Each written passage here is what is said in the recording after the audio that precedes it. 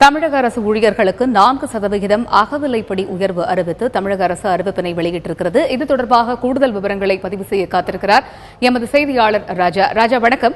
தமிழக அரசு ஊழியர்களுக்கு 4% அகவிலைப்படி உயர்வு என்ற அறிவிப்பினை வெளியிட்டிருக்கிறது. இந்த அறிவிப்பில் இடம்பெற்றிருக்கக்கூடிய முக்கிய அம்சங்கள் என்ன? ராஜா. தமிழக அரசு ஊழியர்களுக்கான அகவிலைப்படியை 4% உயர்த்தி தற்போது தமிழக அரசு உத்தரவிட்டுள்ளது. தமிழக முதலமைச்சர் திரு எடப்பாடி பழனிசாமி இன்று வெளியிட்டுள்ள அறிக்கையில் இந்த அகவிலைப்படிக்கான அறிவிப்பை வெளியிட்டுள்ளார்.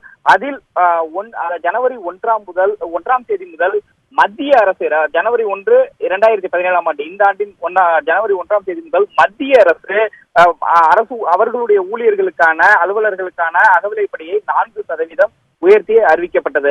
அந்த அடிப்படையில் தற்போது தமிழ்நாடு அரசு அலுவலர்கள், ஆசிரியர்கள், ஓய்வூதியதாரர்கள் மற்றும் குடும்ப ஓய்வூதியதாரர்களுக்கு அகவிலைப்படியை ஜனவரி 1ஆம் தேதி முதல் 4% உயர்த்தி வழங்கப்படும் என முதலமைச்சர் எடப்பாடி பழனிசாமி தெரிவித்துள்ளார். இந்த அகவிலைப்படி உயர்வு உள்ளாட்சி நிறுவனங்கள் மற்றும் அரசு மானியம் பெறும் கல்வி நிறுவனங்களில் பணிபுரியும் அலுவலர்கள், ஆசிரியர்கள், வருவாய்த்துறையில் பணிபுரியும் கிராம உதவியாளர்கள், அங்கன்வாடி மற்றும் சத்துணவு ஊழியர்கள், ஊராட்சி செயலாளர்கள் மற்றும் வழக்கமாக அகவிலைப்படி அளிக்கப்படும் அனைத்து அரசு அலுவலர்கள் மற்றும் ஓய்வூதியதாரர்கள், குடும்ப ஓய்வூதியதாரர்களுக்கும் இது பொருந்தும் என்று அறிவிக்கப்பட்டுள்ளது.